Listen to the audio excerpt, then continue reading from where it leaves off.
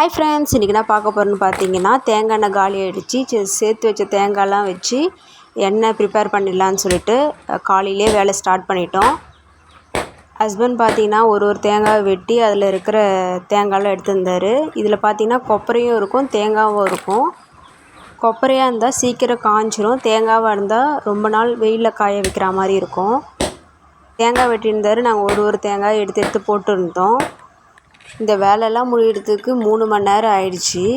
அவர் வெட்டி போட்டு இருந்தார். கிட்டத்தட்ட 30 தேங்காய் இருக்கும். எல்லாத்தையும் வெட்டி போட்டு ஒன்று ஒன்றா எடுத்துகிட்டு இருந்தோம். நிறைய தேங்காய் இருந்ததுனால நான் தேங்காய் சாதம் ப்ரிப்பேர் பண்ணியிருக்கேன். ஆல்ரெடி ஷார்ட்டில் போட்டிருப்பேன் தேங்காய் சாதம் எப்படி செய்யுதுன்னு சொல்லிட்டு. தேவைப்பட்டவங்க தேங்காய் சாதம் எப்படி செய்யுதுன்னு போய் பார்த்துக்கோங்க. இந்த டைம் பார்த்திங்கன்னா ரொம்ப கொப்பரை தான் இருந்தது அதிகமாக, தேங்காய் அந்தளவுக்கு இல்லை. இந்த எண்ணெய் பார்த்திங்கன்னா தலைக்கு தேய்க்க மட்டும் யூஸ் பண்ண மாட்டோம், சாமிக்கு விளக்கு போடுறதுக்கும் யூஸ் பண்ணிப்போம். ஜாலியாக பேசிக்கிட்டே வேலை செஞ்சுட்டு இருந்தோம். தென்னை மரம் வச்சா மட்டும் எப்போவுமே நம்மளுக்கு லாஸே கிடையாது. அதில் இருக்க ஒவ்வொன்றும் நம்மளுக்கு ரொம்ப யூஸ்ஃபுல்லாக தான் இருக்கும்.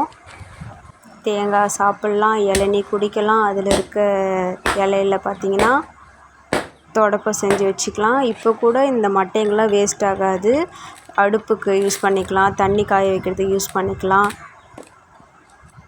எவ்வளோ நம்மளுக்கு இந்த மரம் உதவியாக இருக்குது. நீங்களும் உங்கள் வீட்டில் நிறைய மரம் செடிங்களாக வளருங்க. எப்போவுமே மரத்தடியிலையும் செடி கொடிகள் நடுவில் வேலை பார்க்குறதே ஒரு மைண்ட் ரிலாக்ஸாகவும் இருக்கும். உங்களுக்கு டென்ஷனாக இருந்தால் கூட ஒரு பீஸ்ஃபுல்லாக ஆகிடும். இதெல்லாம் பார்த்திங்கன்னா வெட்டி வச்ச தேங்காய்ங்க. இது நம்ம வீட்டுக்கும் யூஸ் பண்ணிக்கலாம், சட்னி அரைக்கிறதுக்கு யூஸ் ஆகும், சாப்பாடு செய்கிறதுக்கும் நல்லா யூஸ்ஃபுல்லாக தான் இருக்கும். ஒரு அன்னி கூட ஃபுல்லாக வந்திருக்கும். ஆனால் நம்ம மிஷினில் போய் ஆட்டினா இருந்தால் ஒரு 5 லிட்டர் கிட்ட தான் கிடைக்கும். இதில் நிறைய தேங்காய் வேஸ்ட் ஆயிடுச்சுங்க. ஏன்னா மரத்துலேருந்து விடும்போதே சரியில்லாமல் ஆகிடுது, கெட்டு போயிடுது. இல்லை கொஞ்சம் மட்டும்தான் நல்லா இருந்தது, அதை ஒரு அன்னி கூட மட்டும் வந்தது.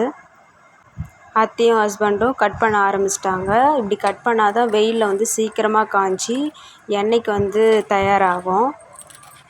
கட் பண்ணிகிட்டே இருக்கும்போது நானும் நடுவில் போய் கட் பண்ண ஸ்டார்ட் பண்ணிட்டேன். இது கட் பண்ணும்போது கேர்ஃபுல்லாக கட் பண்ணுங்க, இல்லைனா கை அறுத்துக்கும். நல்ல எக்ஸ்பீரியன்ஸ் ஆள் மட்டும் கட் பண்ணுங்கள், சின்ன பசங்களாம் கட் பண்ண விட்டுறாதீங்க. இது முடிச்சுட்டு மாடிக்கு போய் காய வச்சுட்டு வந்தோம். இதிலே நிறைய காக்கா எடுத்துகிட்டு போயிடுச்சு. மீதிலாம் பார்த்திங்கன்னா நல்லா காய வச்சுட்டு இருந்தோம். இது பார்த்திங்கன்னா ஒரு 2 மாதத்துக்கிட்ட காய்ஞ்ச தேங்காய்.